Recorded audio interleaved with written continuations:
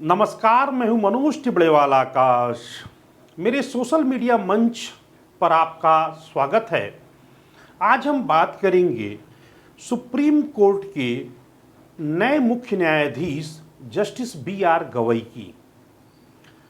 इस समय पूरे देश में एक तरह से बहस चल रही है कि संसद सर्वोच्च है या न्यायपालिका।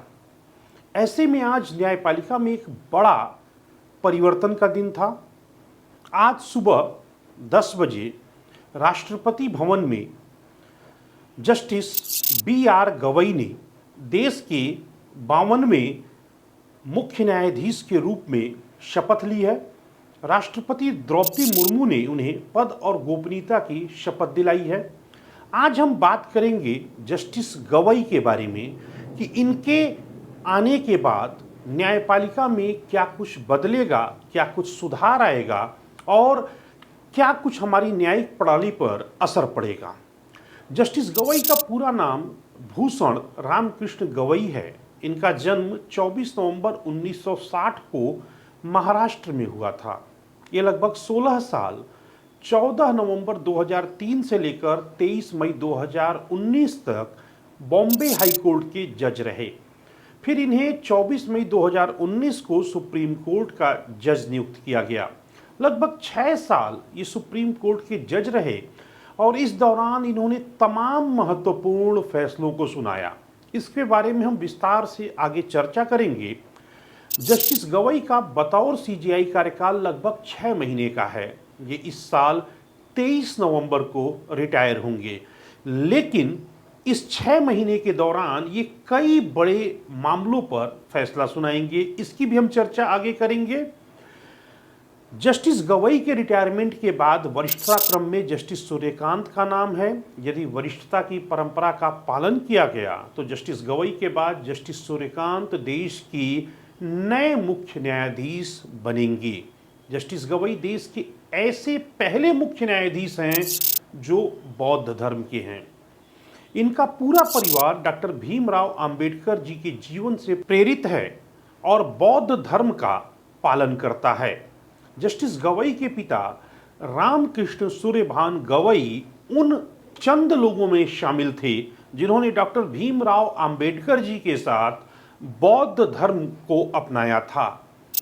जस्टिस गवई के बारे में एक और खास बात अब हम आपको बताते हैं। जस्टिस गवई अनुसूचित जाति से आने वाले देश के दूसरे सीजेआई बने हैं। उनसे पहले जस्टिस के.जी. बालाकृष्णन 2007 में सुप्रीम कोर्ट के मुख्य न्यायाधीश बने थे।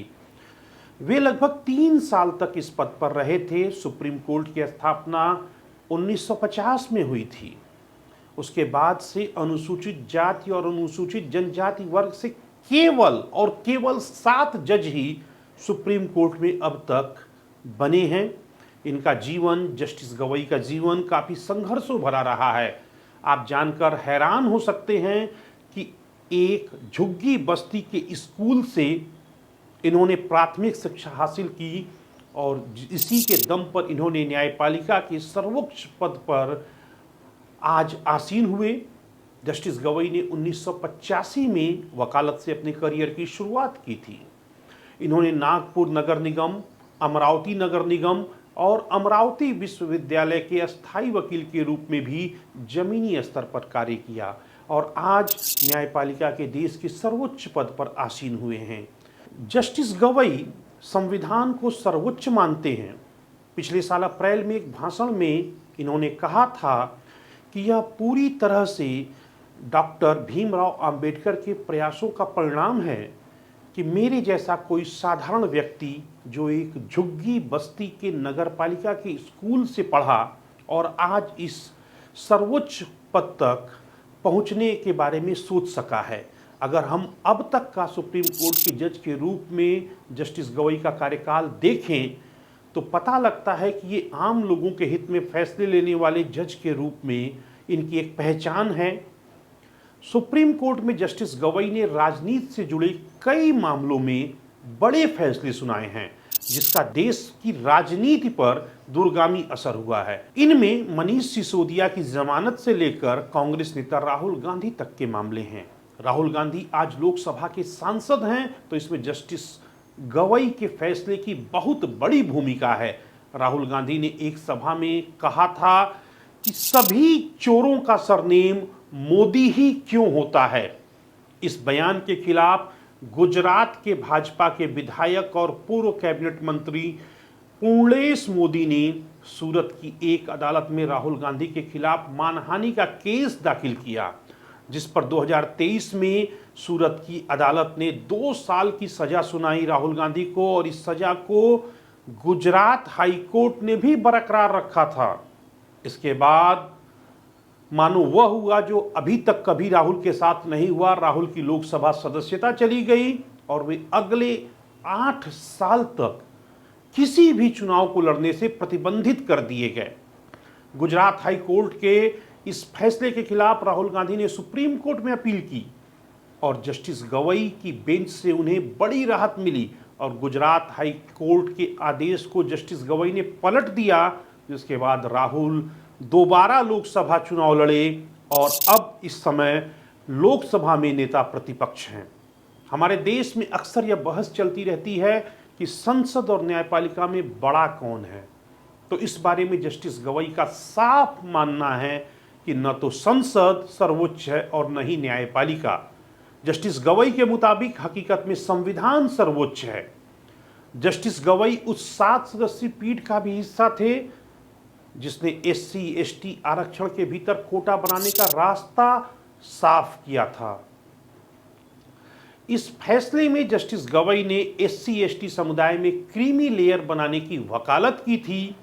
पिछले साल फरवरी महीने में जब चुनावी फंडिंग के प्रावधान इलेक्टोरल बॉन्ड को सुप्रीम कोर्ट की 5 जजों की बेंच ने सूचना के अधिकार कानून का उल्लंघन मानते हुए असंवैधानिक ठहरा दिया, तो मानो भूचाल देश में आ गया था। जस्टिस BR गवई उस संविधान पीठ का भी हिस्सा थे। दिसंबर 2023 के उस संविधान पीठ का भी जस्टिस गवई हिस्सा रह चुके हैं, जिसने जम्मू कश्मीर के विशेष दर्जे अनुच्छेद 370 को निष्प्रभावी करने वाले केंद्र सरकार के फैसले को सही माना था। जस्टिस गवई उस पीठ का भी हिस्सा थे जिसने प्रशांत किशोर के खिलाफ अवमानना का मुकदमा चलाया था।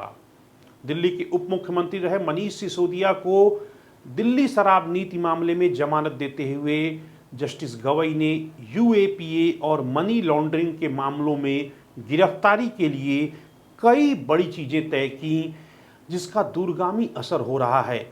जस्टिस DY चंद्रचूड़ के बाद जस्टिस गवई दूसरे ऐसे जज थे जिन्होंने आदेश किया कि देश में बुलडोजर न्याय पूरी तरह से गलत है।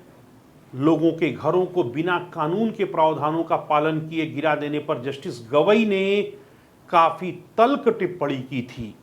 जस्टिस गवई अब सुप्रीम कोर्ट में जारी उस एक अहम मामले को भी सुनेंगे जहां वक्फ संशोधन कानून की संवैधानिकता को चुनौती दी गई है। इसी तरह उनके सामने इलाहाबाद हाई कोर्ट के जज शेखर यादव और दिल्ली हाई कोर्ट के जज यशवंत वर्मा से जुड़ा एक विवाद भी उनके सामने आएगा।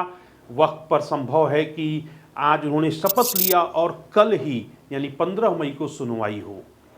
जस्टिस गवई का मानना है कि जज रिटायरमेंट के बाद गवर्नर के और दूसरे राजनीतिक पद कबूल कर लेते हैं, लेकिन वे रिटायरमेंट के बाद कोई पद नहीं लेंगे।